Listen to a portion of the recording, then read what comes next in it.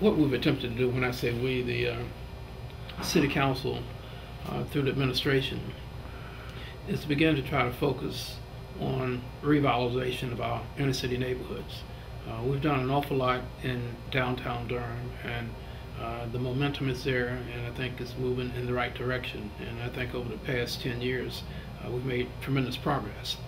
But I tell people over and over again, it's much more difficult to talk about and actually doing the revitalization of a neighborhood than it was in doing downtown Durham.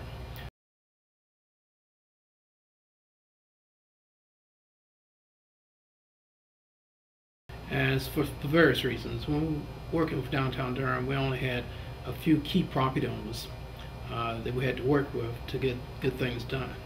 But when you go into a neighborhood, you're talking about people's homes. Some of them are renters, some of them are homeowners, and it's probably their pride and possession.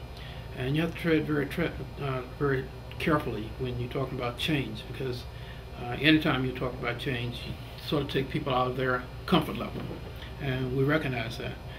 So what we've done relative to Northeast Central Durham, I was able to get the council to, one, establish a committee. Unlike any other committees that we have established in the city, it's the Northeast Central Durham Committee, and on that committee sits 4 city council persons. We don't have any other committees in the city council where you have a majority of the council members sitting. So theoretically, if those 4 persons could come together on an issue and stuck with it, they pretty much could make it happen when it got to the city council level. And I did that for several purposes. One, I wanted to send a signal to the residents of Northeast Central Durham how important that community was to the city. And by virtue of the fact that we have devoted 4 council persons to sit on that committee to look at how we might be able to change that community with the help of the residents, and that's very key. We didn't want to come in from a top-down level saying here's what needs to be done. We really wanted to come in with a structure that says we're here, but we really want to build from the bottom up, listen to what the people in the community felt was most appropriate for their community. And as a result, we got things like the Holton Resource Center, which is, in my opinion, a very, very important facility that's been renovated through the help of the City Council, Durham County Commissioners, Durham Public School System, and Duke University Health Center to bring a facility that provides the type of needs that the residents were telling us they needed in a community: a place for recreation, a place for education, and a place for health care, and a meeting place for the citizens of that community and really the city of Durham. When we talk about Northeast Central Durham, we talk about a community first that has people living there. We talk about a community where people have an interest. We talk about a community where we wanted to empower people to help be a part of the change that this is going to take place. But we also recognize it's not going to happen overnight. Northeast Central Durham didn't get the position that it's in now overnight, and it's not going to come out of it overnight. We've seen progress, but there's still a lot of progress to go.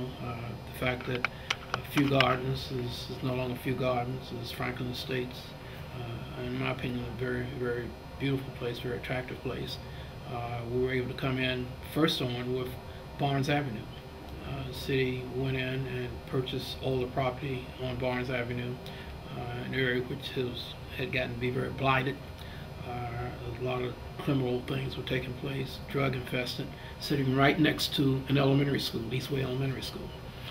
But the council, through the help of the council and the community, we were able to completely revitalize that section of town. It's no longer Barnes Avenue, it's Eastway Village, but it's a community that I think we all can take pride in terms of the type of houses, the quality of houses, and the physical look of that community.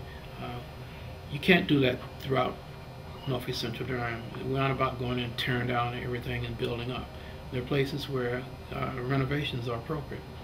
We also understand that economics is very important to that community, and as a result, you see that we have worked hard to work over on the Angier Driver Avenue side, where Joe Bush fan has pretty much put in a little economic center, restaurant, internet cafe, and hopefully soon to be a small grocery store.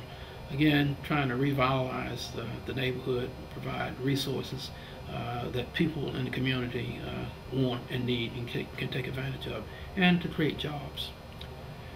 I think the future is what we want to make it be. If we want a quality neighborhood, if we want a neighborhood that is has good economics in it, we want a neighborhood that has quality homes, quality places to live, we can make that happen. But we have to understand that some persons are going to have to make sacrifices to make that happen. We have to understand, as I said early on, it's a long-term piece. You're not going to get it done overnight. One of the approaches that we took in looking at a neighborhood such as Northeast Central Durham, we felt that you can make more progress by going a block at a time rather than a house at a time. And that's what you're seeing on Barnes Avenue. That's what you're seeing in Few Gardens. But by the same token, as I said, we realize you can't do every neighborhood like that. You can't do every block like that. But you try to create that kind of environment where people want to be there. They want to be responsible for their community. They want to make sure that it's kept in a high quality state. That's what we're trying to instill. I'm not about legacies. I mean, people decide what your legacy is. What I only hope is that the city as a whole is in much better shape when I leave than it was when I came in.